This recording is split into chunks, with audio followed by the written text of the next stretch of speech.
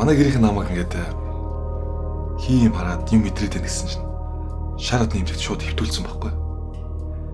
Тэгээд 10 гаруй жил ингээд шараад имжлүүлээд би одоос эрүүл боллоо. Ямар ч асуудалгүйгээд гарч ирээд ганц эмэгтэйг авчираад.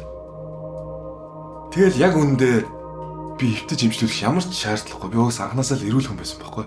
Гэтэ шар адны имлэг болоос л яг 10 гаруй жилийг бас шар адны имлэгт бол өдөр болгон бас сонирхолтой. Өглөө бид нар ч бас каша уугаал эхлэн тийм ээ. За. Тэгээ оройн тойрон морь хийн бүр нь гоё штэ. Манай шар адны амьдрал бол хаяа нэгээс. Тэгээ 10 жил штэ. Бас ингэ амьдрал дурсамж байгаад идэх юм. За. Тал өнгөрцөлтөө. Огсоо задлаад үз.